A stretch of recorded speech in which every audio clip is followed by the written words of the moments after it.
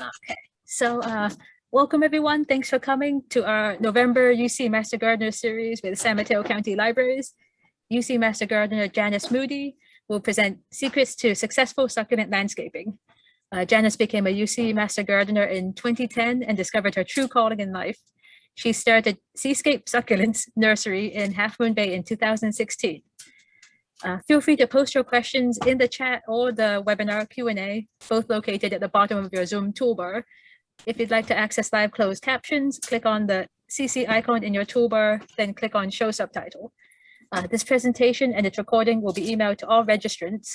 Thank you and welcome, Janice. Well, thank you very much for hosting this webinar.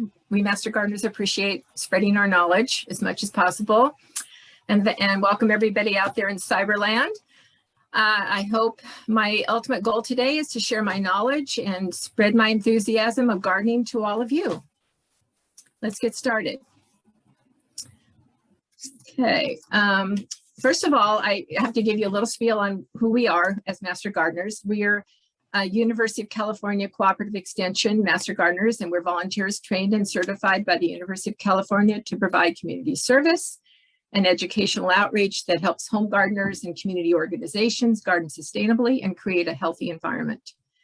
And we can be reached at these at this number that's on the screen, which you'll be getting in the slideshow after this presentation is over with. The number is posted there, as well as you can email us and attach photos of your questions. And we'll be happy to get back to you. We may not do it the same day, but within a few days, we will more than likely be able to get back to you with your answers to your gardening questions. And you may also become a Master Gardener. We do accept 30 or so students every year, and we go through 15-week coursework that once a week, and you can be educated and become a Master Gardener as well. So hope to see you someday. Let's get going. So our learning goals today, I'm going to introduce succulents to all of you as to what they are, define them basically, because there's a difference between succulents and other perennials out there. I'm going to talk about pre-planting considerations, and before you load up your van or truck with a bunch of plants, you have to consider these things and where they're going to go, and there's a lot to think about before you just go out and buy on a whim. And then we're going to have a question and answer after that. Then I'm going to discuss key landscape design concepts, and we'll have a question and answer after that as well. So don't worry, we're going to pause for questions. And then I'll talk about care and maintenance tips on caring for succulents in your garden. And if there's time, there's a succulent propagation YouTube video that I did a few years ago. And we can watch it here, or you can watch it at your leisure, another day, if we run out of time. All right. So what I won't be covering today will be container gardening, although I may allude to it here and there a little bit. Because landscapes and containers, they're different animals. And that includes houseplants and succulent art projects like succulent walls and things like that. I'm just only discovering that I'm somewhat of an artist at the age, I think I discovered it at the age of 50. Before that, it was all science, and practical applications. But now I'm really delving into that other side of my brain. And haven't gotten into art projects. I don't have patience for that yet. And I won't be talking about cactus that much, just because we're in the San Francisco Bay Area and it doesn't lend itself to cactus, especially coastside where I'm in Half Moon Bay. So I'm not very expertise in the area of cactus. Okay, so what is a succulent? It is a drought-resistant plant that stores water in its leaves, stems, or roots. And we'll see here, there's a cactus, and this is an example of storing water in its stem. And this is a sample of a spiral aloe, my specimen plant that I'm so proud of here in my garden. And that stores water in its leaves, as well as these aeoniums down here. They store water in their leaves and stems. And then this elephant foot palm stores a lot of water in its root, as you can see. So that's what differentiates a succulent from other perennials. I also have a lot of drought tolerant perennials here at my nursery, but they are drought tolerant because of their deep root systems, whereas succulents are drought tolerant because they store water in their leaves and stems, and their root systems are very shallow most of the time, except with a few exceptions. So basically, I have to tell this to educate people when they come to see me, because they think that they can put, you know, a perennial in a pot and they don't have to water it at all, but that's not the case. The pot is very short and there's not much water contained in the pot. So let's get going. So let's talk about the pros and cons of succulents in the landscape. They are very drought tolerant because they store water, and they can offer year-round color and interest just in their foliage alone. They don't even need flowers to be colorful and interesting. They are relatively gopher and deer resistant with some exceptions, and I'll point those out as we go along. Usually very easy to transplant because of their shallow root systems. They're easy to propagate because they store so much water in their leaves that they generate roots very easily on their own, just sitting there. The cons are that they are most are sensitive to extreme cold or hail. That's why you don't see them growing in the East Coast, on the East Coast, or in Florida, for instance. Well, actually, Florida is not a good example of cold or hail, is it? No, but it is an example of extreme heat and extreme water conditions. So the other cons to succulents is that they don't usually enjoy extreme heat, except for the desert plants like cactus and agaves, for instance. They do break easily because of their water content, so they're very fragile, and they can be dangerous if spiky, like agaves and cactus. And they can rot if too moist for too long a period of time. So that's a key point. You've got to keep that in mind when you're taking care of your succulents in the landscape.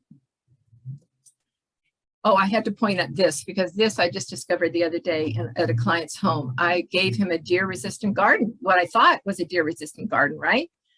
Turns out that these agaves got eaten by deer. And this one, I was amazed that it even attempted because it's so spiny on the sides and on the tips.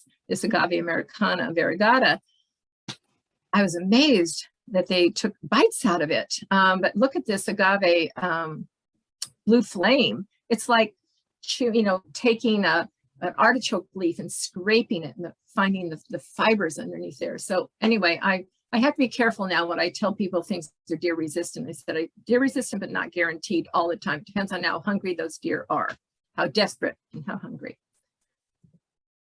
Okay, first off, let's talk about pre-planting considerations. What you need to know before you go out and buy that truckload of plants. Sun is critical to all plant growth. Too much or too little could pose problems for you. Climate is also very important, and most prefer moderate temperatures, I stated before. Soil is a very important factor in my opinion, and one that you can amend and actually improve upon. Whereas, you can't do much about your climate, and you can't do much about your sunlight sometimes, but you can alter your soil and make some serious improvements in the health of the soil and thus the health of your plants. Then we've also got drainage issues that we have to deal with because if they stay wet too long, as I said, they rot, and you don't want that happening.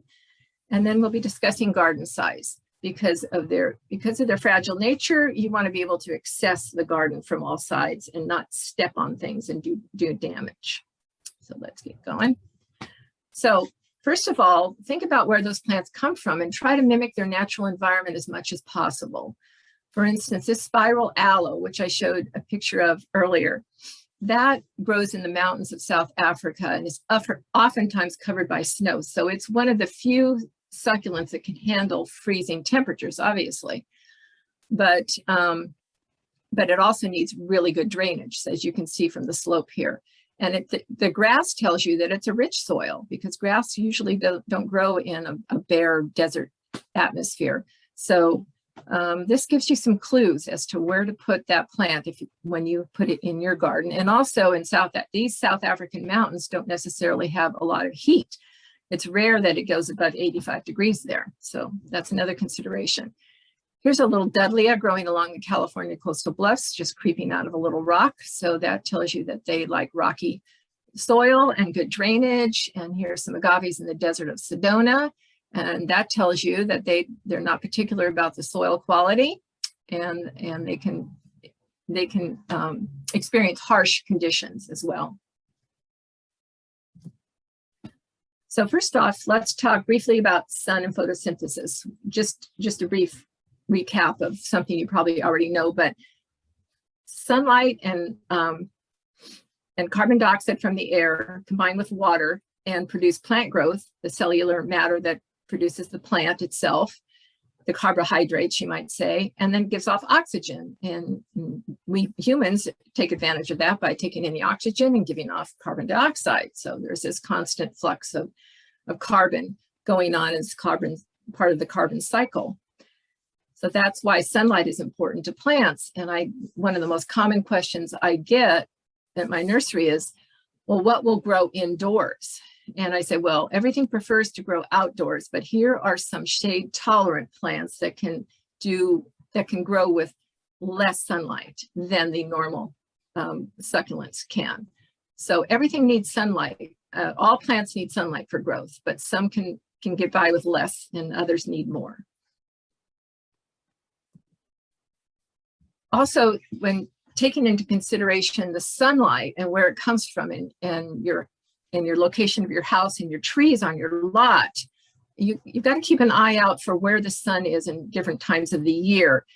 Keep in mind that the sun is very high in the sky during the summer months, and its arc is much longer, so the days are longer. And so you're going to have a lot more sun on the north side of your house in the summer than you are in the winter, because the sunlight always comes from the southern exposure. That's the first thing I do when I go do a garden design consultations. I take out my compass and just decide, okay, where is due south? Okay, here's due south. Sun comes up in the east, sets in the west.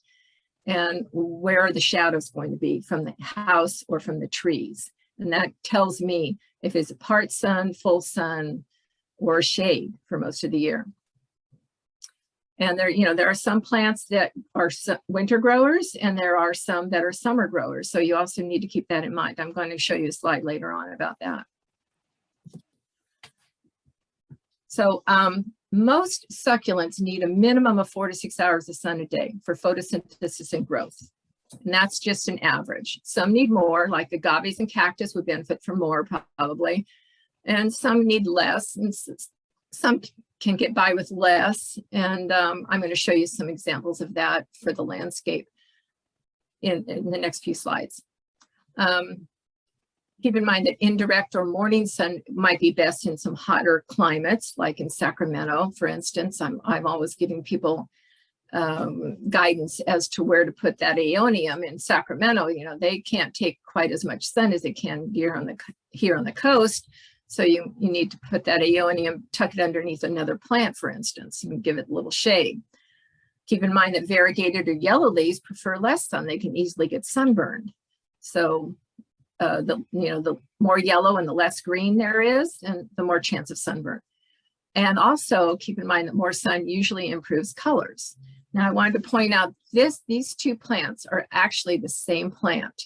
This Echeveria elegans here is grown in full sun, and this one was grown in the shade. And look at it's called never mind, I won't even try to pronounce it, but it's stretching, trying to reach the sun. It was grown actually under another plant. It got crowded out. It was growing under another plant, and therefore it's not colorful, and it has long stem regions because it's trying desperately to get to the sunlight, to get the photosynthesis it needs to grow. So this is what happens if you leave a plant inside too long away from the sun. This is what you'll see. Here's some examples of sunburn that I just alluded to with the variegated Aeoniums. So if you have intense sun where you live, these are ones you want to give a little shade to. Here's my shade-tolerant favorites for the landscape. There's also some other shade-tolerant plants that I happen to carry at the nursery, but that's just because people come in always asking about it, and they're putting them in containers, and they're much smaller. But these are the larger ones that I use for landscapes. So those are the ones I'm focusing on today. This Echeveria Conte over here, the Aeoniums, the Agave attenuata, this Portulacaria afra, the variegata. That one could potentially get sunburned with too much sun, but it loves heat, so it doesn't always do well here on the coast. Here are some sun and heat-loving succulents, and I do include some cactus in here just because some people can grow it in parts of California, and you probably are coming from all different parts of the country. I've had people from Florida on my webinars and all over the place. So cactus is one that loves sun and heat. Another one is euphorbia, sticks on fire. I have trouble growing this in Half Moon Bay. If I put it in maybe a pot on a south-facing wall or something with radiant heat from the concrete, then probably I could grow it. But otherwise, Southern California, it does wonderfully down there, but here in the Northern California, not so great. And there's Opuntia, which is another kind of cactus I don't really carry here in Half Moon Bay. And then these agaves are all grown by my neighbor. Aren't they beautiful? They love the sun and heat. And this Portulacaria afra, as I mentioned before, this is the green leaf variety, so it can handle more sun. Now, climate and temperature is, some out there, some people on YouTube, for instance, may tell you that, oh, succulents are desert arid plants, but that's not necessarily true. It's actually a false statement. Most succulents prefer moderate temperatures and grow best between 60 and 80 degrees. And they're not from the desert. Most of them are like from Canary Islands, South Africa, Mediterranean area. So these are not desert areas we're talking about, the majority of them. Very few grow in the desert in freezing conditions, as I said before. But here's an example of some frost damage on an agave. The leaves just wilt and just bend over, die. Here's some hail damage on a rock purslane or Calandrinia. This I don't worry about too much. We get hail here maybe once or twice a year, and I just let it hit the Calandrinia because it grows so quickly, you won't see in a couple of months. There's other plants like Agave attenuatas. Yeah, I'll probably cover those, and I'll show you in the next slide. So here's an Agave attenuata in the middle of this mound right here, and it's very hail prone to being pinged. It gets pinged a lot by hail and gets damaged quite a bit. So if I anticipate hail, I go out and I put a lightweight row cover over it, or you can put a sheet over it for that matter, whatever you've got handy. And that will save your agave for for a few months, actually, because it grows a lot slower than the Calandrinia does. Here's your cold hardy succulents, that some of my favorite ones. They characteristically have deeper root systems, like the aloes. This has a deeper root system. I think it has also a tougher layer of tissue on outer layer, because otherwise it would burst with the snow, being under snow. And then these sedum rupestre, that actually can die back in really cold temperatures, but comes back again in the spring. And the sempervivum here, I don't plant too many of these because they just don't pop in the landscape. They're the color of the soil a lot of times, or they're too small to visually see from a distance. But people that have stopped by here, they tell me from Montana and Colorado, oh, those are the only ones we can grow, or sempervivums right here. So yeah, some people may choose to put them in the border, but they don't really, they're not that obvious to me. So I rarely use them. And again, this is the same slide I showed you before, but since we're talking about climate now and temperature, I thought I would also mention them one more time. And here's some other heat-tolerant favorites. Oscularia deltoides, I use this in almost every landscape. It's like a pink ice plant. It grows 2 or 3 feet wide and cascades over pots. It's a beautiful plant. It gets a little woody after a few years, but it's easily regrown. And then this Crassula arborescens, silver dollar jay, is a heat-tolerant one as well. And I should mention there's some cotyledons. I don't have cotyledons listed here, but they also are very heat-tolerant. And here's an example of an Aloe striata that can handle a lot of heat, but prefers some shade in hot climates. Now here are some really tough plants, the agaves. Most of these can handle heat and cold, sometimes down to 20 or 25 degrees. You have to research each and every one of them to find out what their tolerance level is. But these are the ones that really will thrive in most gardens. Some are very slow growers, though, if they don't have a lot of heat. For instance, as Agave Blue Glow is very slow to grow. That's why it's kind of a pricier plant. And this one, Agave Victoria Reginae, the Queen Victoria agave, very slow growing. I've had one in my garden here for over a year. I think it grew an inch. So I finally pulled it out because I got tired of waiting. And I planted one of these Agave quadricolors, which start out larger and give me more gratification, instant gratification, you might say. So here's the succulent dormancy chart I mentioned. So I just added this slide for this presentation. I was just amazed at how many, there are far more winter growers than there are summer growers. And it makes sense because a lot of these grow in areas that get winter rains, for instance. So there's so many to choose from right now, and you can actually propagate them during the fall and winter months successfully because they're growing during that time of year.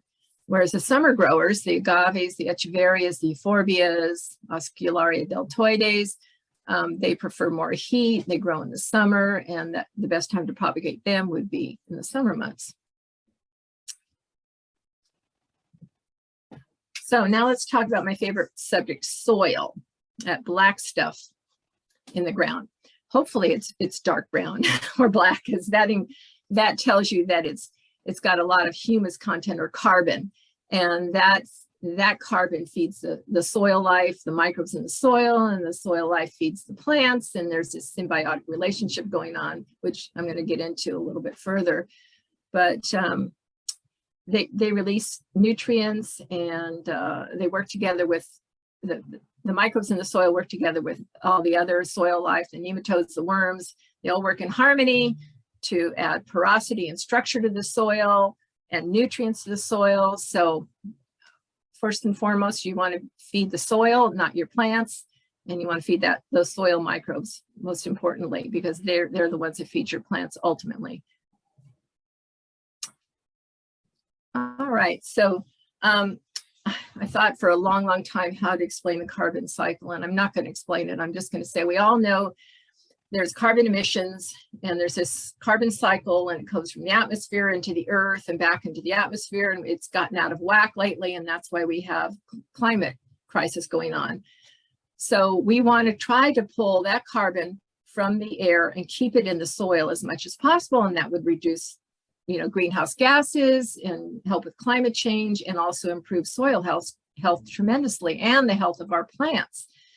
We've kind of gone backwards with farming methods. I mean, in the early 1900s, before World War II, I guess, we used to farm the way nature intended. And then we got away from that with the advent of the nitrogen bomb and realizing that nitrogen just grows things tremendously. And oh yes, let's add more nitrogen and phosphorus and potassium to the soil, and that's all we need to grow things. Well, yeah, things will grow, but will they grow in a sustainable manner? Not necessarily.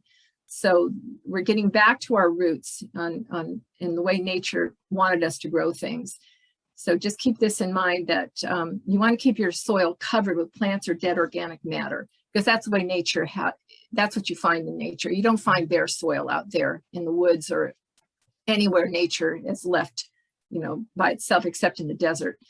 And when you see bare soil, it's just dirt. It's not living soil. It's not really healthy soil for your plants. And we tried as master gardeners not to till our soil as much as possible, because that helps retain carbon. So the idea is to try to retain that carbon in the ground and sequester it and turn it into humus, that dark matter. And And I also recommend watching Kiss the Ground, the documentary. If you haven't seen it yet, it wonderfully explains all about this and how we can save the planet by just sequestering more carbon in the ground through good farming techniques and practices. And this leads to the soil food web, which I alluded to, where you put organic matter in the soil, you put roots in the soil, or you put dead organic matter in the soil, and that feeds all the microbes in the soil, the fungi and the bacteria, and they in turn feed off of other little critters in the soil, or other critters feed off of them, and they actually exchange nutrients between the plants. So the plant roots may call for nitrogen, and the mycorrhizal fungi will say, okay, I'll give you nitrogen in exchange for carbon sugars so I can grow. So they do this exchange in the soil, and it's a symbiotic relationship, and we just don't want to disrupt that. We want to keep it in harmony as much as possible. And if you do that, you would be amazed at how healthy your soil can become and how much more it will grow, because you're feeding the soil life and not the plants.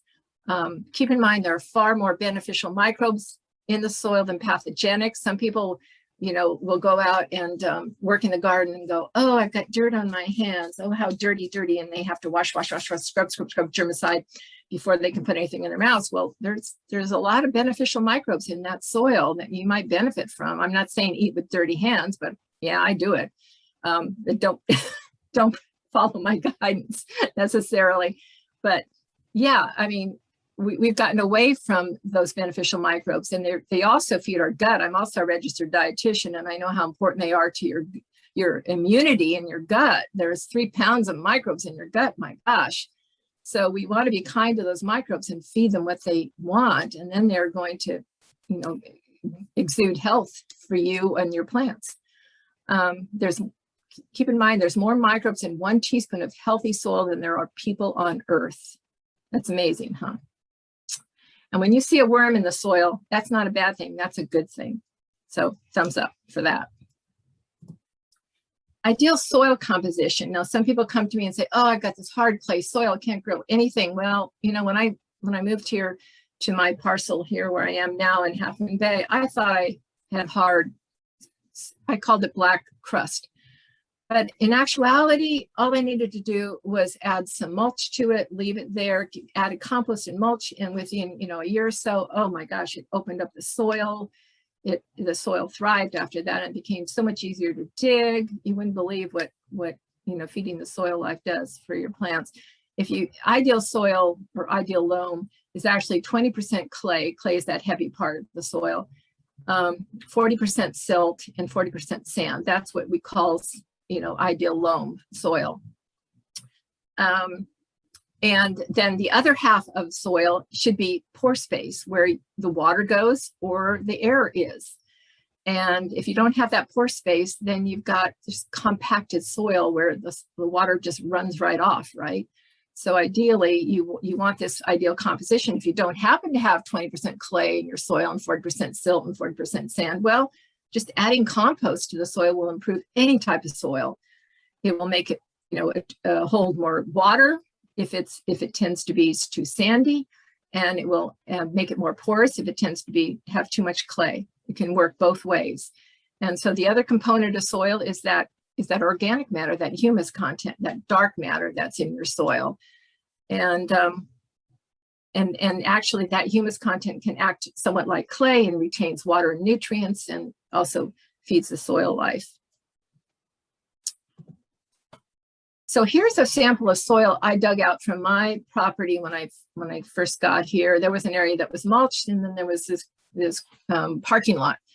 So this is basically the same soil, and it's hard to believe, but this on the left is soil that has been mulched for a few years. So you note the aggregates in all the pore spaces. This soil is great for growing things.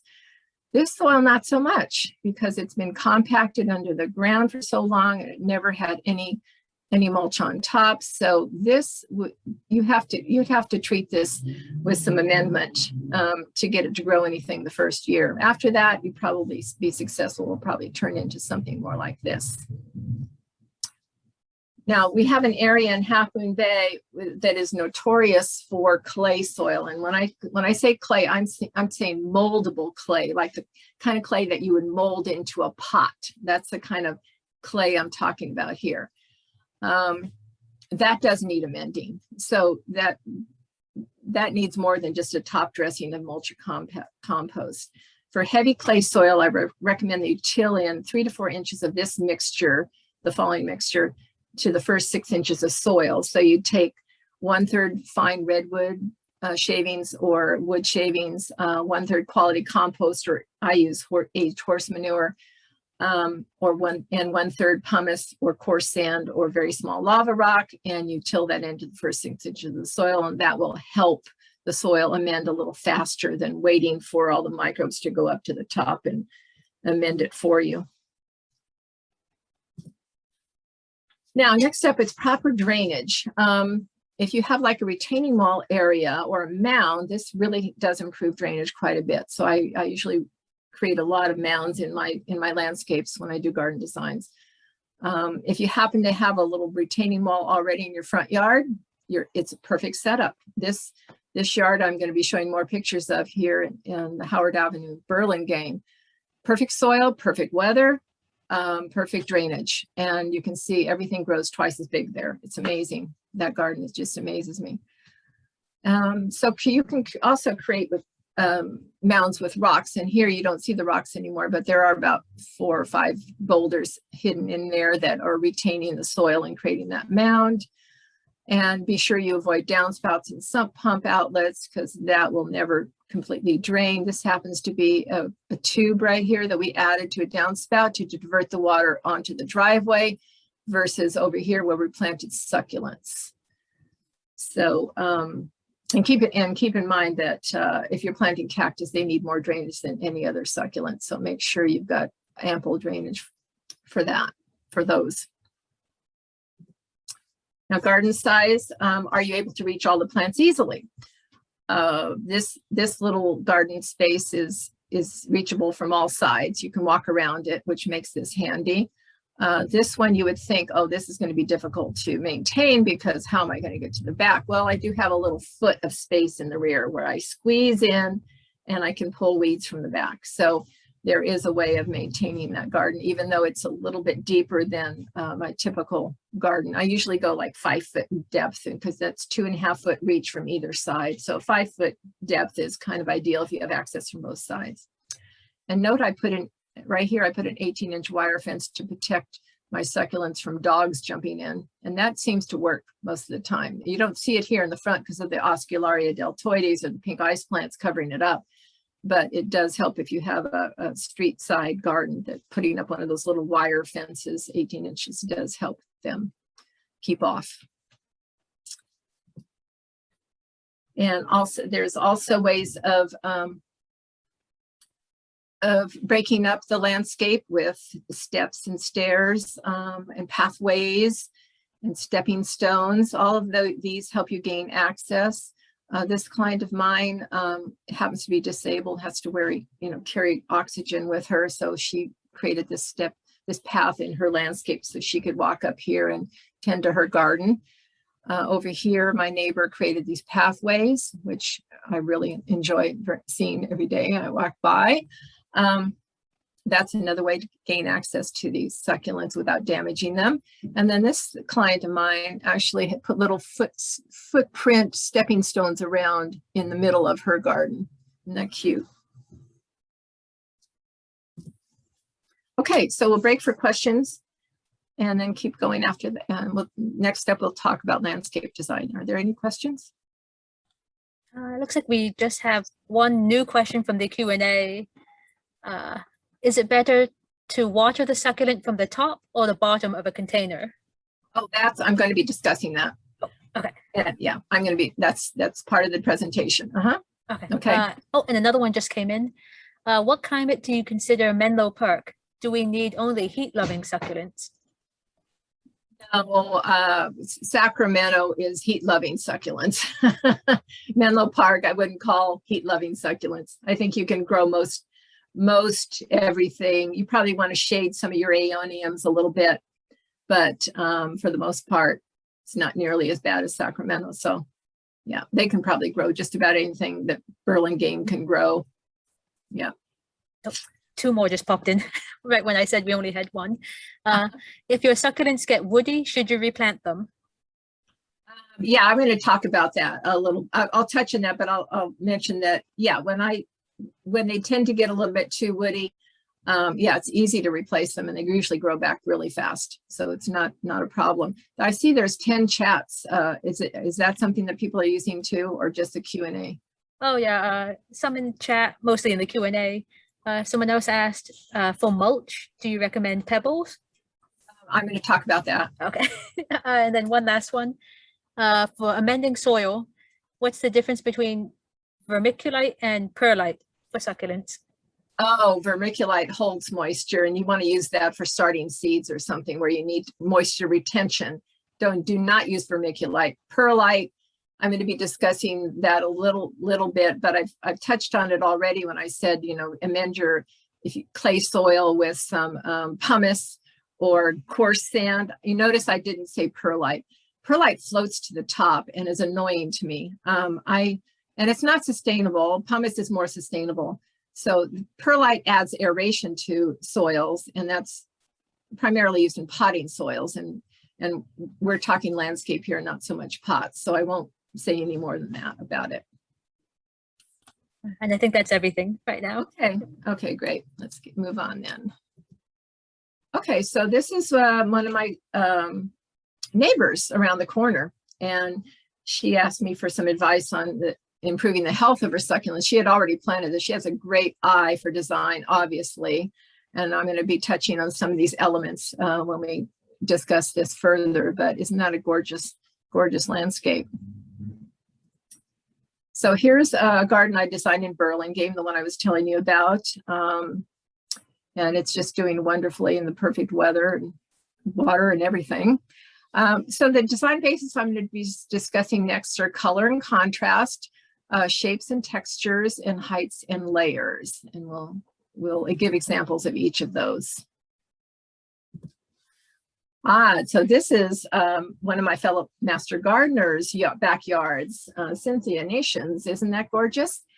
She has an artist eye, obviously. She's an artist, so this is what she can accomplish in her yard, and she uses a lot of complementary colors, which we're going to be discussing in the next couple of slides, but I just wanted to share that with you because I think it's so beautiful.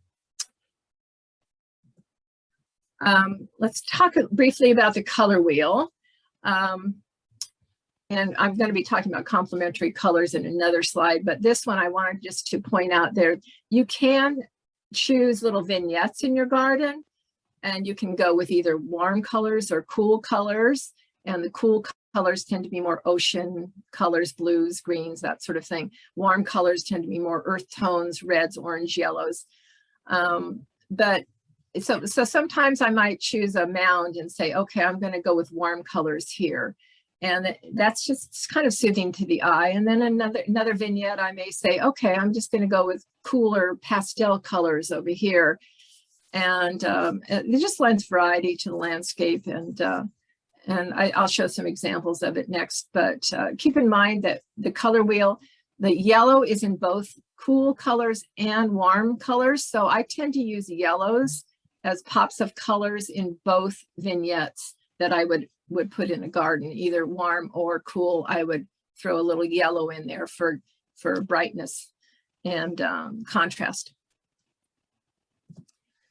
Here's an example of cool color palette, pastels, you might say. This Echeveria Afterglow surrounded by the elegans and the Oscularia deltoides. And then this Agave Americana, which is now 8 feet by 8 feet. I can't believe how that thing has grown in 5 years. So yeah, but this was my cool color or palette at one time. It's changed over the years because I've had to move several things away from that giant agave. Here's an example of my warm color little mound vignette. It's kind of soothing to the eye, isn't it, to see all of those earth tones together.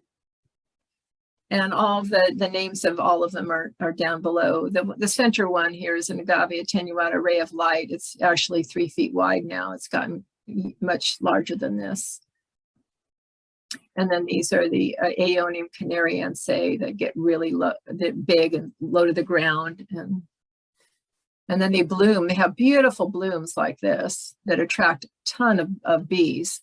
So they're great pollinators as well. Now, I always tend to put a lot of complementary colors into my gardens, and I think that's really what makes them pop a lot. So if you look at the color wheel again, and you go the opposite side of the color wheel, yellow and purple are complementary, blue and orange are complementary, and green and red are complementary. So here's some examples of purple and yellows. Doesn't that look great together? This is what I'm always looking at when I'm designing gardens. You know, how can I accentuate them and show them off? And here's a purple and yellow again, and here's some orange and blues mixed together. And here is some reds and greens. They look good together. I also look for contrasting brightness. I tend to use this Phormium Black Adder in, I think, most of my gardens these days. This is what I use as a foundation plant, a background plant, to give a little vertical dimension and contrast and a darkness to it, but also the vertical nature of it is nice when you're pairing it with Aeoniums and this Crassula down below, for instance. And this is a combination I use quite often. This is Swartkop Aeonium or Black Rose, and Sunburst Aeoniums here, and Mardi Gras Aeoniums down low. So this is layered from tall to short here. I also try to vary shapes and textures as much as possible, and succulents really give us a lot to choose from. The only thing that we lack in terms of shapes and textures is vertical dimension. A lot of times that's what we lack. So that's why I choose a lot of Phormiums to go to as companion plants for them. There's also cactus that give you vertical dimensions, as in the Ruth Brancroft garden here. You see a lot of vertical dimension with these cactus, and with this agave in the forefront. I think it's an agave anyway. But since I don't use these plants in my landscapes very often, I tend to go with Phormiums more often than these taller cactus. Here's the colorful companion plants that I just mentioned. This is a Phormium Evening Glow. I don't use this as much as I used to. Now I use the darker Phormium Black Adder. I tend to use it more often because there's more yellow plants to pair them with. And the yellow down below this one, it doesn't really contrast very well. And it doesn't make the Aeoniums pop as much as pairing them with this combination down here. Leucadendrons also add a nice foundation background and pops of color at the tips. These are nice plants, but they're big. You have to allow about 5 by 5 or 6 by 6 space for them. They can get quite huge. This Beschoneri Eucadoides Flamingo Glow, I've used a couple of times, and I just drove by this place the other day and it looks pretty good. It's filled in quite a bit. It keeps spreading a little bit, but not overly. It doesn't take over like some plants do. And this Cordyline Electric Pink, I don't use in landscapes very often. I did in pots, yeah, but the much hardier one is the Phormium, the New Zealand flax versus the Cordyline. I would always go with a Phormium over a Cordyline. I would always choose a Phormium over a Cordyline for the landscape. The only drawback to Phormiums is that gophers like them. So you might want to cage them and use an extra large cage. Use a tree size cage probably to allow growth for the plant if you have gopher issues. Okay, so now we're going to talk about varying heights and layering in the garden. And you probably heard the expression or the phrase thrillers, fillers, and spillers. I did not coin that phrase. That's used by a lot of garden designers. I don't know who originally coined it, but you can apply it to the landscape as well as pots, because you want to see everything in the landscape from high in the distance to low in the forefront. If you mix it up and if you put a tall one here and a short one here and another tall one over here, well, it just jumbles your eye, and you don't know where your eye doesn't know where to go, and it covers up a lot of the shorter plants in the back. So you always want to go from tall to short, depending on your vantage point. If your vantage point is against your house, then you go tall against the house, short towards the street. If it's in a circular, let's say you're walking around your garden and it's in a central area and you're walking around it all the time, so then you want to go tall in the middle and short down all sides. So just keep that in mind when you're designing your gardens. And this is also Howard Avenue, by the way, in Burlingame, 717 Howard Avenue.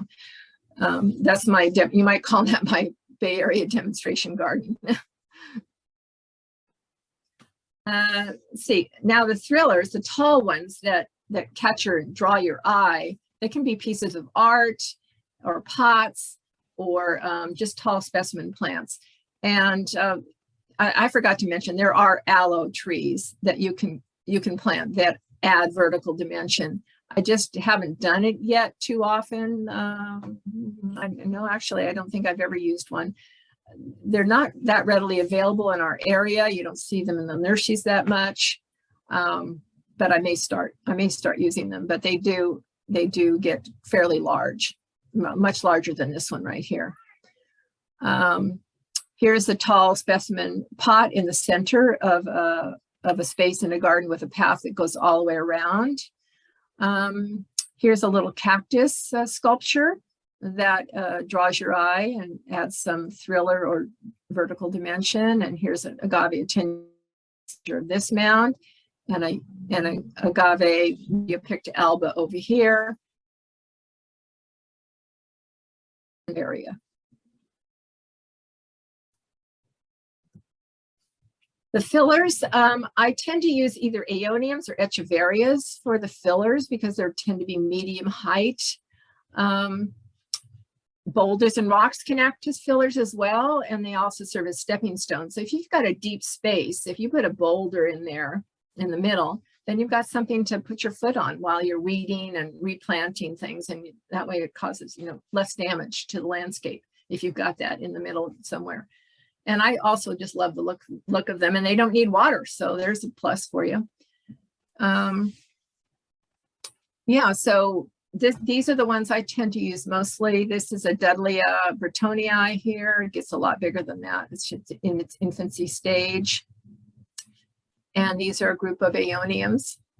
And then this is Aeonium canariense. That's a big filler. That gets very wide over time. One plant will, the rosette on it would get about 12 inches wide at least, and then it keeps spreading year after year. They allow plenty of space because, these Aeoniums, they get to their maximum height the first year, but then they keep spreading. So just give them a little room. Here's what I call spillers, or otherwise known as ground covers when you're talking landscape. So these are some of my favorites. The Echeveria elegans, like a hen and chick Echeveria. The Sedum rupestre Angelina. That's not in this photo, that's over here, right here, the Sedum Angelina, or lemon ball, I should say. They're very similar in color. Angelina is a darker green, and the lemon ball is a brighter yellow. And then this little Crassula campfire is over here. And Crassula red pagoda. I actually like red pagoda better than I do the campfire. It holds up better in the garden, and then it just self-propagates itself by leaves and stems and everything. It's very easy to keep growing in your garden. And then this Calancholy Pamela flower dust plant is a nice one. It's pretty pink flowers. And the Sedum rubrotictrum jelly bean plant. You see that a lot, but it is fragile. It always breaks off. The leaves break off pretty easily, but then they self-propagate as well. And then what I call poppers, that's my phrase. I coined that phrase, I guess you could say, are the ones that I add in gardens that are an unusual color that draw your eye. The Crassula Red Pagoda, because of their geometric shape and the red color, draw your eye. The Crassula Campfire is a bright red that draws your eye. The pink of the Echeveria Afterglow is a nice draw. And of course, the Aeonium Sunburst, and then the Sedum Lemon Ball. I use these routinely to lend some color to the landscape, or pops of color, I should say. And then there's a good variety of large succulents. I mean, succulents that take up large spaces. So if you just want to fill a planter, for instance, this planter here, that's only one Calandrinia Spectabilis or rock purslane. That's just one plant here. This is just one plant that keeps mounding upon itself over time, and that's a torch aloe. And then all of these grow much bigger than the ones shown here in the pots. I probably should have shown them in the landscape, but they're all listed here on the left, so you can find them, look them up later, but allow a lot of space for these because they do spread quite a bit or get very tall.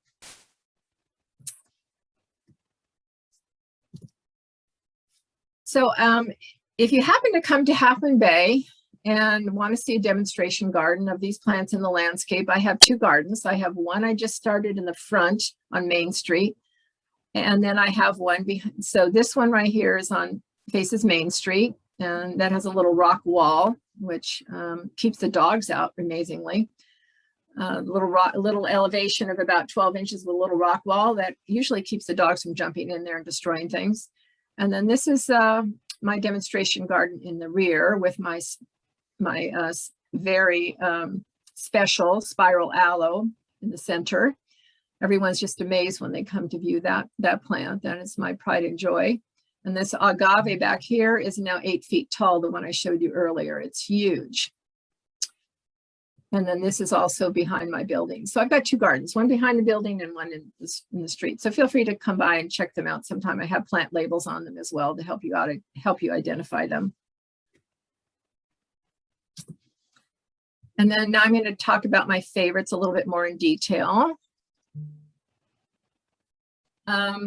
Here's the Calandrinia I mentioned, that you only need one to cover 4 feet of space. And it blooms year round here on the coast. It does look a little bit dry in the late summer, so I'll cut off all the blooms in late summer. And then early spring, I will cut it back or pull out a lot of the stems to the thick stems and just leave the more smaller tender stems, because then it looks much fresher. Otherwise it tends to get a little bit stemmy. And this one grows so fast, you could actually start over again every couple of years if you wanted to. It grows really fast. This is one in particular that gophers will eat. And I think it's because the stems lie on top of the ground and they can kind of smell that or detect that there's some water there, there's some juiciness there. So they will go after this plant more than a lot of the other ones, although I've had my demonstration garden in the rear for 6 years, never had a gopher in it. They always bypass it and go to my other perennials, with my deep-rooted perennials.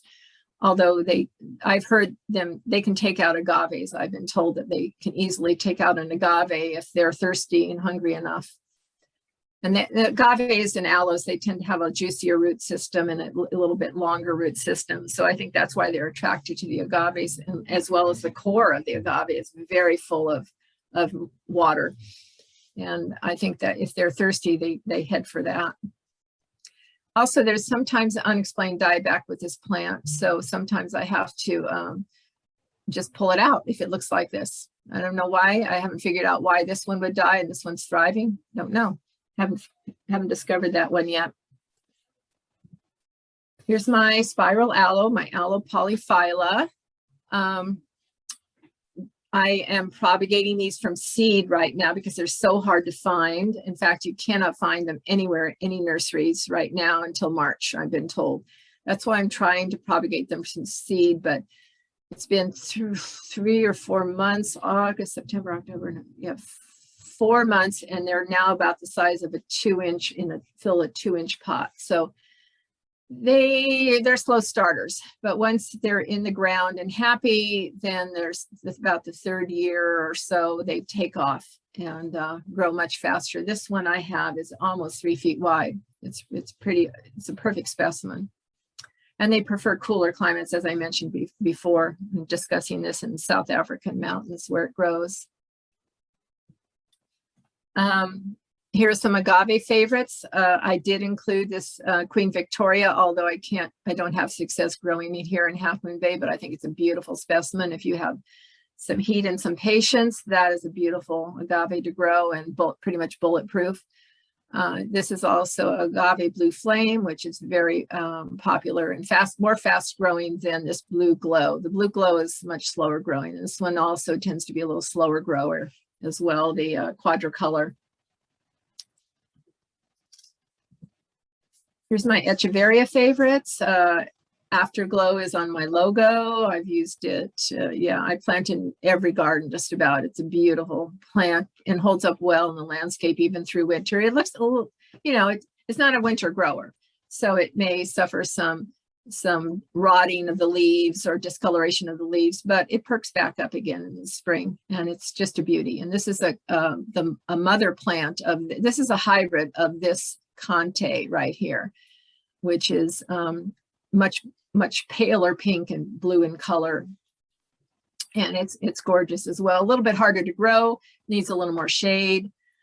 This Echeveria elegans I use routinely in borders because it's compact and it kind of hen and chicks out and spreads, and it's a great border plant. Holds up pretty well throughout winter. Sometimes it'll get a little bit of rot going on, mushy leaves, but for the most part it's pretty hardy.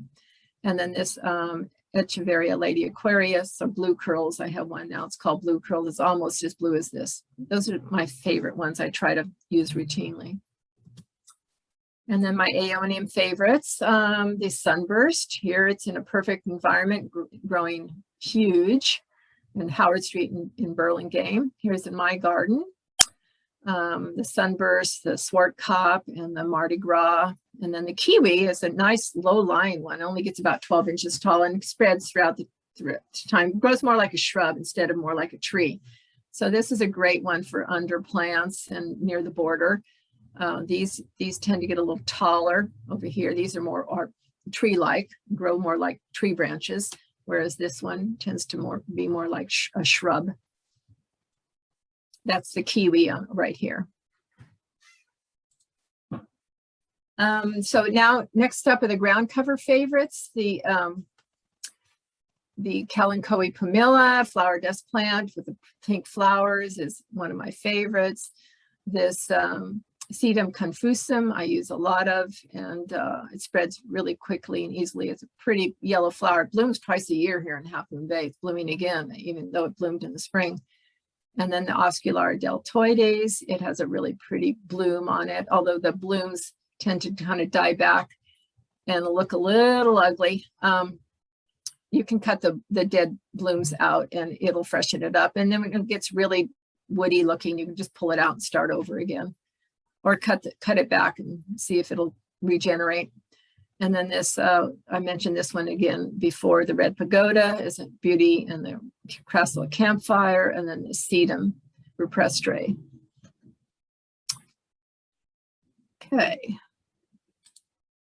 And for all of those who want to include pollinators in their garden, which is always a good idea, you want to encourage as many bees and butterflies and hummingbirds as possible.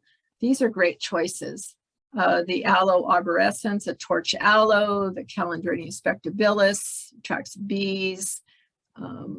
In fact, it's outside Main Street Barber. I planted it there, and they complained to me one day. They said, "These bees are bugging our customers," and I said, and they have to keep the doors open now because of COVID, so it created an issue.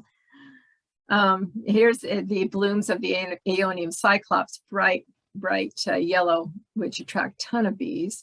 And the Sedum Autumn Joy also is a bee favorite. And then I've listed several others in this chart that you can refer to later. So, any questions? Let's see, we have quite a few questions. first was some succulents die after flowering. How do you deal with that to keep the garden looking filled in? Okay, there are some that are monocarpic that die after flowering. That would be Aeoniums. One section, one floret, I should say, after it blooms and it stretches out and blooms.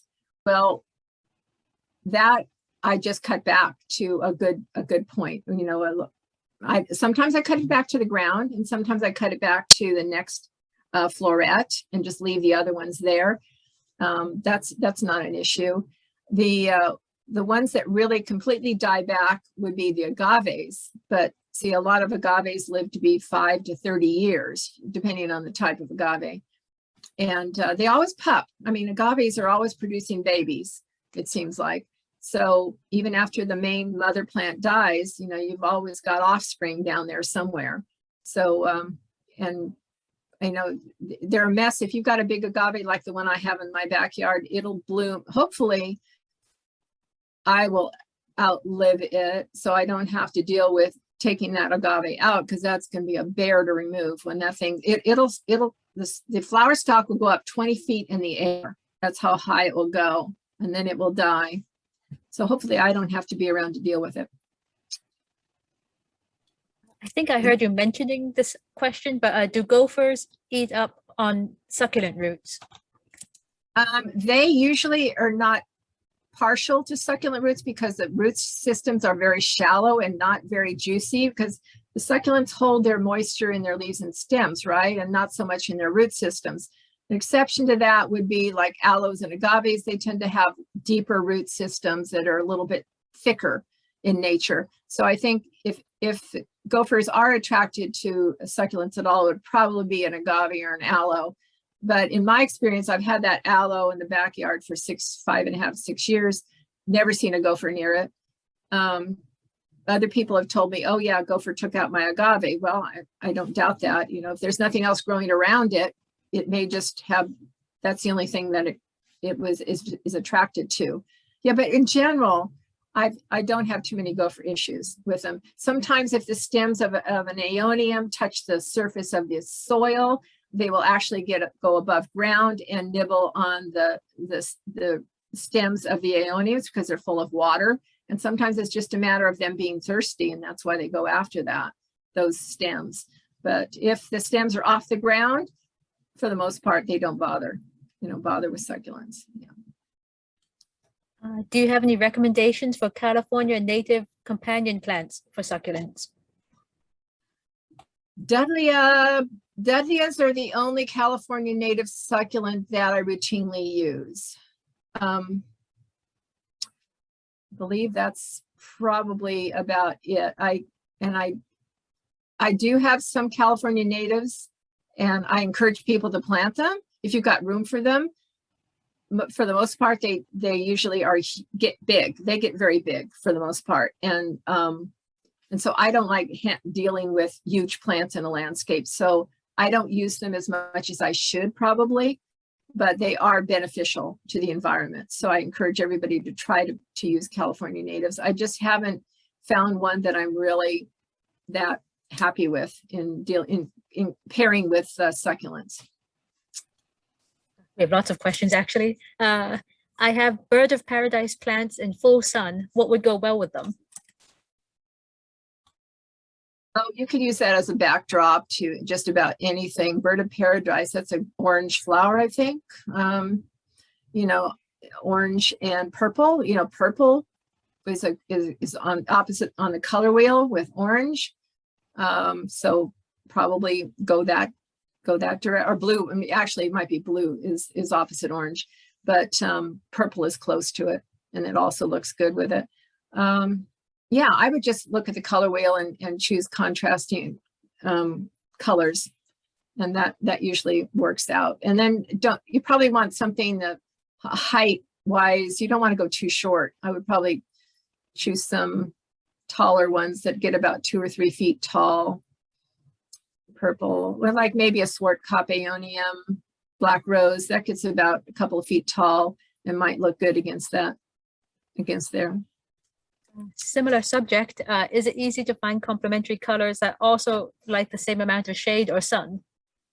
Yeah, I would say most of these prefer part sun or full sun, and that's the easy part. The ones that do better in the shade are either variegated or very green, like like houseplants, for instance. They're very deep green because they take advantage of the very little sunlight they do get in jungle situations, and they can photosynthesize more efficiently because of their deep green color. I don't use a lot of deep greens in my landscapes because it's so commonplace that you don't really see them. There are some greens in my landscapes, obviously, because green is a part of the colors that I use, but I don't routinely use just plain green plants. I like to have a little bit of color variation in there. This one's interesting. For fire safety, are there fireproof succulents that can safely be planted within the recommended 5-foot clear zone of the house? Oh, I've been told, now I haven't done all the research on it, but I know my fellow master gardener, Cynthia Nations, is preparing a presentation on fireproofing your landscape. And as far as I know, succulents are on the approved list. The only problem we had with ice plant, I should mention this because we had big fires down here on the South Coast, and it went all the way to the ocean. And there's a lot of ice plant planted on ocean bluffs down here south of town in Half Moon Bay and Pescadero. And that actually burned the underside of the dried out part of the ice plant. It actually burned the under portion of the ice plant. So as it burned, the ice plant was popping from the heat. You can hear it sizzle and pop. But it did burn because it was so old and had been there for so long. That most of the time, your succulents that are newly planted and you don't allow them to get this old growth, that keep the old growth underneath, most of them are pretty much fire resistant, I would say. Can you talk a bit more about monocarpic, like agave plants, especially those that are small to medium small sized for smaller yards? Well, you meaning I don't know the average life of the smaller ones, but I think I might have looked it up once or twice, and I think it was like maybe 5 years minimum you get with the smaller agaves, and I think that's all you can expect. I mean, a perennial, the definition of a perennial is anything that lives longer than 3 years. So if you get 3 years out of a plant, that's pretty good. I think the larger the plant, the longer the life of it. That's what I seem to remember. I'm not positive, but I seem to remember that. But I do, there's some really pretty agaves that are medium sized that are either 3 to 4 feet, like the blue glows and the blue flames. That's 3 to 4 feet. There's also some ones that Salsai novas that are 2 to 3 feet. If you want something a little bit smaller, they're pretty colorful as well, like a blue green and a variegated green and yellow. And then the Queen Victorias are like under 2 feet, and the quadricolor is about 18 inches. So there's lots to choose from. And I try to carry a variety of those because I specialize in year-round color. So I always hand choose all my plants. When I shop, I look for year-round color. I guess on the opposite end, rather than the smaller succulents, someone is trying to fill a planter. It will have small cacti, but they want a tall plant behind it to create height. Do you have a recommendation? Well, I said I wasn't going to discuss planters too much, but if it's a large planter, you're going to run out of space. Oh, gee, I would try to stick with succulents because the root systems are so much shallower and you won't need to water them as much. If you stick another type of perennial in there, it's going to require a lot more watering. I have planted the cordyline and phormiums, as you saw in my containers. But I I try to plant them at the same time and use a succulent that's pretty large in size so that it can compete for the space in the pot. Otherwise, if you put a big old phormium in there and a small little succulent, well, that phormium is going to take charge and engulf it pretty much. We still have, I think, 1, 2, 3, 4, 5 more questions. Should I keep going? Well, you know, I might be answering some of those. Let's keep going because it looks like, how much more time do we have here? 15 minutes. Yeah, so I better cover care and maintenance, and then we'll see how much time we have. Okay, how's that? Okay, I'm going to discuss watering, which I'm sure you're curious about, soil amendments, plant care in general, and dealing with some pests, common pests. So I used to tell everybody, let your soil dry out between waterings. And now I've kind of modified that because I've been watching Deborah Lee Baldwin a lot on YouTube. And she is the succulent expert, in my opinion. She does her research. She knows her stuff. And she feels that if you water them when they're almost dry, they rebound, they look better year round. But you can get by with waiting until your water meter, your moisture meter says dry, and they will still survive. They may not be as prolific and full, but they will still survive. Here in Half Moon Bay, I water my my succulents once or twice. I used to water them once or twice a month in the summer months, but if it was foggy if it's foggy all summer, then once a month was plenty. But when I do water, I pretty much drench them. I give them a lot of water down to 6 inches in depth.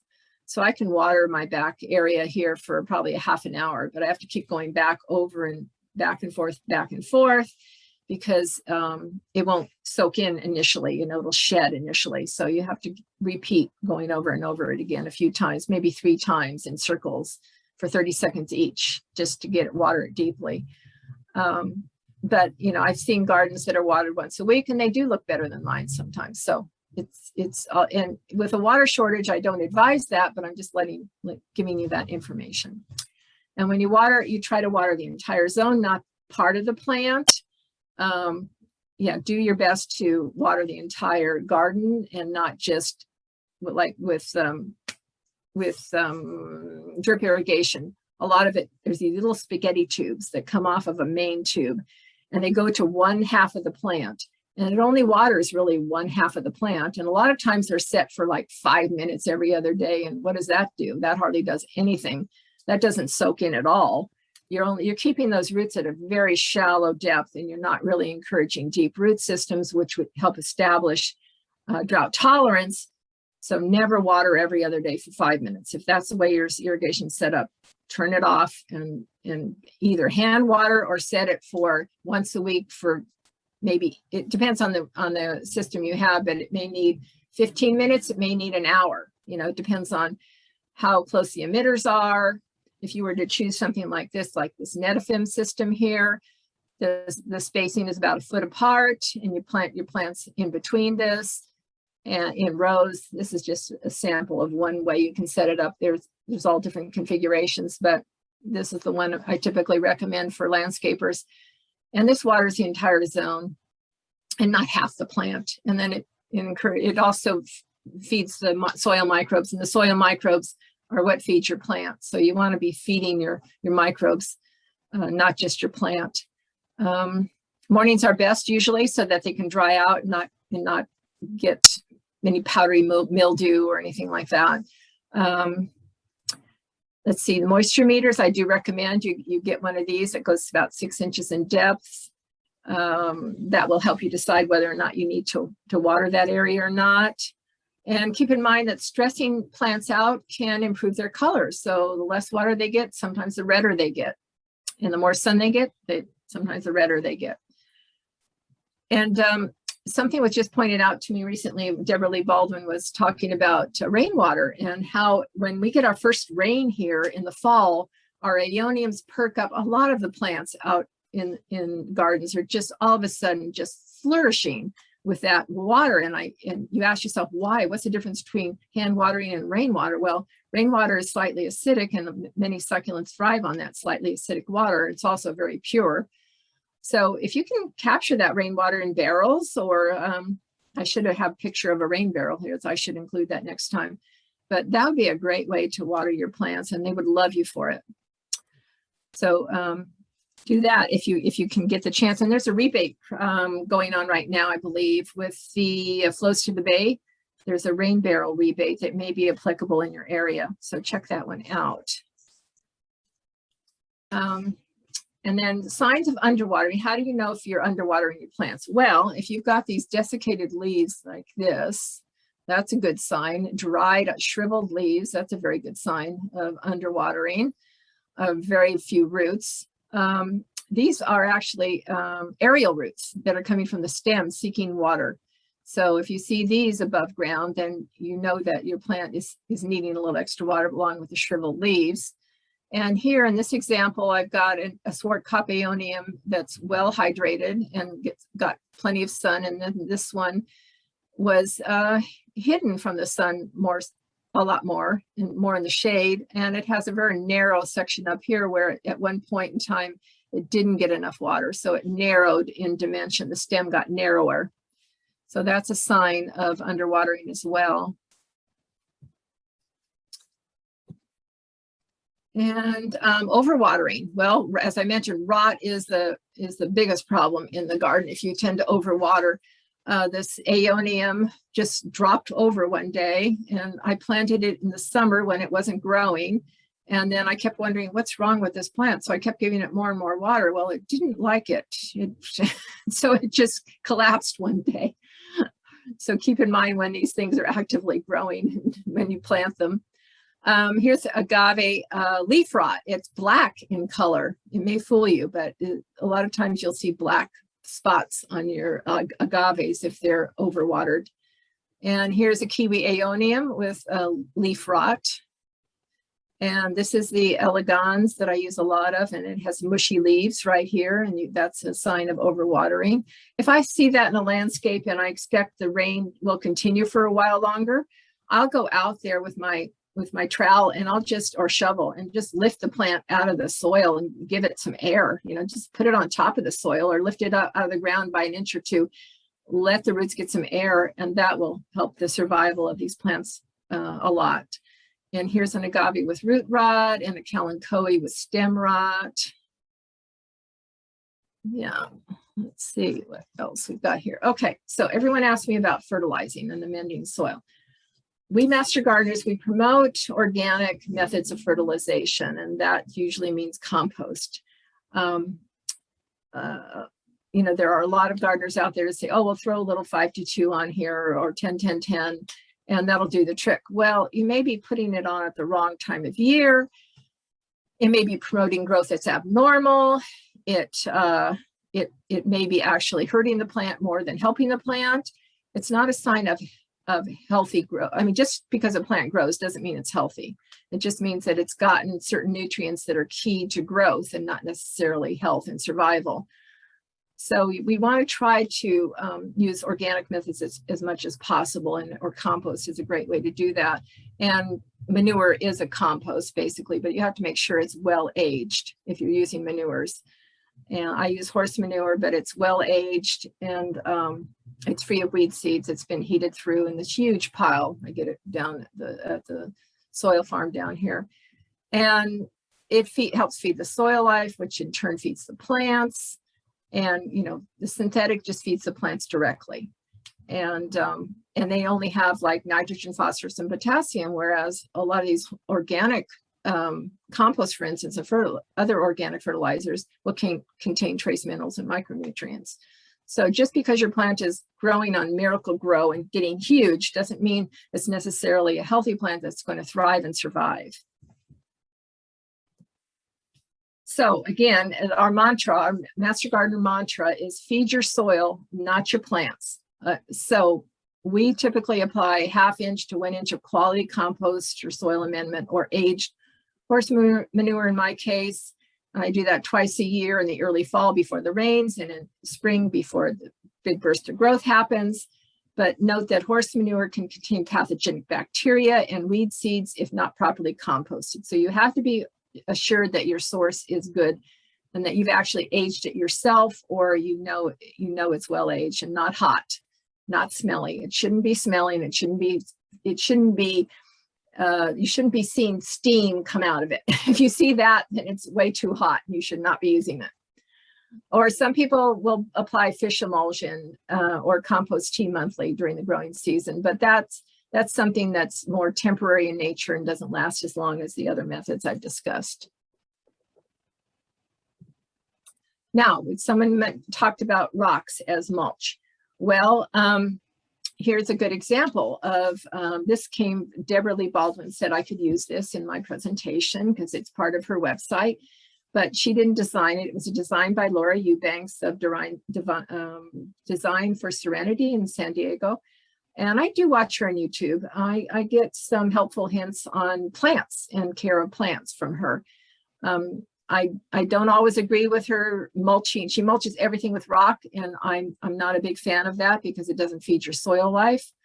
And there's other reasons too I'm going to go into, but you know, it works for her. Maybe Southern California, it works better than in Northern California, but I don't have very many pest issues in my garden. And I think it's because I tend to use organic mulches instead of rock mulches, and I'll discuss that in a little bit in the future here. So I think if you're going to use rocks as mulch, it's best for specimen plants that are spaced far apart. And you probably want to put weed cloth underneath it and the rocks on top, but be careful because that can overheat some plants, root systems. The rocks can retain too much heat in warmer areas. It is better weed suppression than wood mulches. That's you know, granted that. You can add design elements, as I showed you in the previous slide. It's fireproof, and whereas mulch, now there's something that's to be said for rocks, is that it is fireproof, and there are not very many mulches that are approved for placing near your house in fire-prone areas. In fact, I don't know of any that are really approved, but I haven't done enough research on that. Let's see, it can provide a buffer zone from dogs along the street so that they will do less damage to your plants if you put a little buffer, maybe a little curvature, a little sculpting along the edge there. And I think they're best suited for desert plants that don't require many nutrients, like agaves and cactus and things like that, because they'll survive just about any soil. And what I also don't like about them is that they can churn into the soil. You know, they actually get churned into the soil when you take a plant out and put a new plant in. Then you're constantly taking the rocks off and cleaning them and putting them back on. And to me, it's just a pain in the neck. So I'm not a big lover of rocks. Now I know people do it on their top of their pots, and that's a different story. Go for it. It also increases soil compaction, and I mentioned about the overheating of the roots. Plant maintenance. In the summer months, the Aeoniums are dormant, so you'll notice some dry leaves along the bottom, a lot of dry leaves in the summer months for Aeoniums. And this is part of Mother Nature just dying. The lower leaves just keep dying off, and you always have to remove lower leaves. So expect that. It's not a dying plant. It's just nature's plan for growth. I'm going to talk about transplanting and dividing and discarding or sharing your divides, and pruning back, and then deadheading as well in the next few slides. Okay, so Aeoniums here, all you do is pull off those dead leaves and either throw them underneath the bushes, and that will add to the mulch for and help feed the soil life. If it's not unsightly, I tend to just strip them off and throw them underneath things in the garden. And keep in mind, transplanting is so easy because the root systems are usually really shallow. So I move plants around a lot. The only ones that are a little bit tough are the agaves. They have deeper roots. Aloes have deeper roots, but for the most part, most of them are pretty easy unless they're spiny. And then get out your leather gloves, right? You'll need them. And dividing them is really easy as well. I mean, these agave attenuatas will keep pupping on their stem, and all you need to do is kind of twist them off, and a lot of times you'll get roots with them, so they're ready to go as a plant. Here you've got, this is an aloe, I think. All you need to do is pull these apart, and you've got a new plant with roots and all. And this agave Americana in my back, the 8-foot one, this is always pupping these long, this is a pup on a long stolon here. Sometimes they pup right next to the plant, like right here, and then other times they shoot out these long stolons and they pup way far away from the plant. Kind of a nuisance, a little bit of a nuisance, especially when you have to get those spines in your skin, and the thorns like come out in your skin. Ouch. And that's when you need those long leather gloves.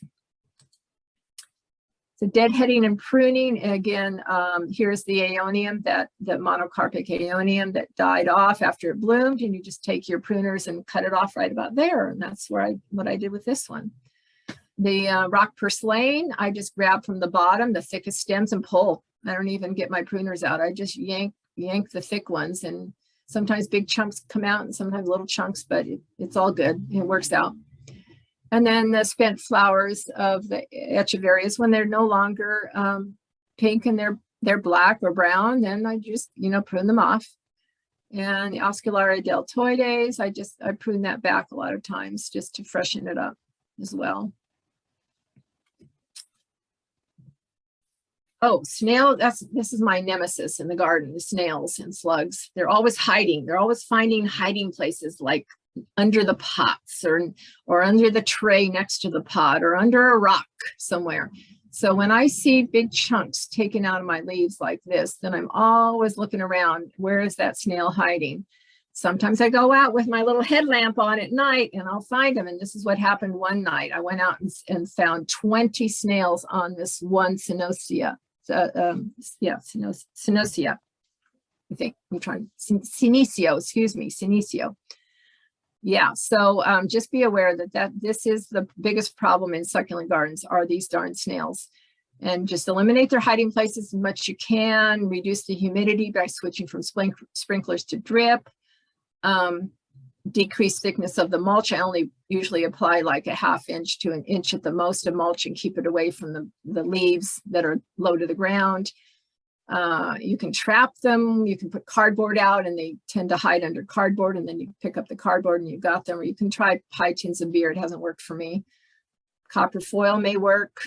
Haven't really had success with it. Natural enemies like insects, ducks, and geese, not chickens, mind you, but ducks and geese. Iron phosphate bait like Sluggo. That was iron phosphate, and that's organically approved. And then if you want more information, there's a pest note. You can always check our UCANR pest notes for more information. This is what the UC system puts out. And you can find it by just Googling UCANR pest note. Aphids. I don't really have an aphid problem. Maybe once a year, if we don't get a lot of rain like this past year. We didn't get a lot of springtime rain, and I think that usually helps wash them away. And I did have some aphids in my garden. Usually I only find them on the, the spent flowers on the Echeverias. But a lot of people have pest problems, and I think I have fewer pest problems because, healthy soils produce healthier plants, and they're more resilient to pests and diseases when they're healthy. And that's just my philosophy in life. I'm a dietitian, eat naturally, and, your immune system will be in greater shape, just the same with plants, right? You can get lady beetles if you want, or you can spray the aphids off with a hose. You can do compost tea, but that's anecdotal, no proven scientific evidence with that yet. And then we've got our pest notes for more information on that as well. This has been a bit of a problem for me out here. I don't know, I guess because I'm attract the cabbage moth with my flowers that I have here in the nursery. And so I end up, they lay their little eggs, and I get this little green caterpillar, and it destroys the apex of the plant, and it creates a webbiness. So if you go out there and you see little holes and webbiness, it's probably this leaf rolling larva. And you can hand pick them off like I do a lot of times, or you can use this Bacillus or BT it's called, or Thuricide, and that's organically approved, safe for insects, birds, and humans. You can spray that on if you'd like as well. And then we've got, yeah, here's another example. And usually I don't see them in the landscape as much as in pots. I see these leaf rolling larvae do more damage in pots than I do in the landscape, because landscape plants, as I said, are healthier than potted plants. Potted plants don't get a lot of nutrients from the potting soil or the soil life, because there's minimal soil life in a pot. There's a lot more soil life in the ground. So, but I did see it one day on one of these Aeoniums, and I just picked that out and took it off. Okay, well, the next part is the propagation video, which we obviously don't have time for because I think we passed our hour and a half. But if we have time for more questions, I'm happy to take them, and then you can view the propagation video at your leisure. I might just do, like, there was 1 or 2 questions I think are important, and then I've also shared the website for your store and the address because people were asking about it. So someone was asking, for the compost, do you top dress with compost on top of the gravel mulch to keep the soil healthy, or is there another method to apply it? I don't use gravel mulch at all. Okay. No, but I mean, if you have gravel mulch, you can put compost on top, and the compost will eventually decompose and go into the soil, and the soil microbes will eventually find it. It's just a little easier for the soil microbes to find their food, which is the compost, if it's right on the top of the soil. Yeah, does that answer it? I think. And another one was when you were discussing about horse manure, adding it to the landscape. Do you have any tips on if someone did not use the aged compost and now has weeds maturing all over the garden? Do you have any advice for that? I use Laura Eubanks' advice on that. Her motto is see a weed, pull a weed. So I walk my gardens every day. If I see a few weeds cropping up here and there, they're easy to pull because my soil is not compacted at all, and it's mulched. You know, I have like an inch of mulch on there, and I use aged horse manure a lot of times with shavings as my mulch and compost. And if you have a little bit of mulch on top, then your soil is not compacted. It's very open and porous, and pulling weeds is not a big deal. It's pretty easy, and it's good. And you know what? Squatting is good for you. There you go. And where do you get your horse manure in the area? Yeah, Soil Farm in Half Moon Bay. They carry they call it Grower's Magic because horse manure is a little bit offensible to some people, but so they call it Grower's Magic. That's what I get. Yeah. This probably doesn't have one set answer, but how deep do you plant a succulent? Well, you can plant them too deep and rot them. So you always want to look at the soil level in the existing pot that you're taking it from. Plant it. Well, actually, I take that back. When I'm planting the landscape and it's and I'm going to be applying about 1 inch of mulch, I usually try to plant the succulent about 1/2 inch to 1 inch above the ground. That way it helps prevent rot, especially if it's winter time. You've got to be a little bit more careful about planting succulents in the winter than you would other plants, because you never know if we're going to have an El Nino and continuous rains. They can do a lot of damage. So trying to give them a little height when you plant the succulent, 1/2 inch to 1 inch. I guess 2 last questions. They keep coming in. One is, where is the address for the horse manure location? Do you have it off the top of your head? No, it's on Highway 1, Cabrillo Highway, south of Half Moon Bay, about 1 mile or 2 south of Half Moon Bay. But if you Google Soil Farm, you'll find it. Okay. And then last question. Oh, and you know what? There's also one over on the other side of the hill near me. Linkso Garden Materials has a soil amendment, which is also great. Their soil amendment I would highly recommend as well. Okay. And last one's a bit more specific. I think you mentioned it already. My Aeoniums keep getting tall, so I lop them off and replant. Is this happening because they're in the shade? Yeah, they're probably elongating, looking for the sun. If they're really lanky looking and small and have small heads, yeah, they're probably just reaching for the sun. Yeah. I think that is the last question. They have shared, I have shared your website, so they have a way to contact you as well if they have any other questions. Yeah, and there's my references you can see at the very end, and yeah, so you'll find all those links at the end for my references as well. Oh, perfect. Yeah. Okay, great. Oh, thank you so much, and we'll send out the recording. I'll give it to you as well, Janice, and I'll also share the slides from your presentation. Great, and I'll have to send those to you independently, probably. Huh? Yeah, no worries. Yeah. Okay. All right. Thank you, everybody. Great. And it's dark out. Oh my gosh. It is. Yeah. Thank you so much. All the information. Okay.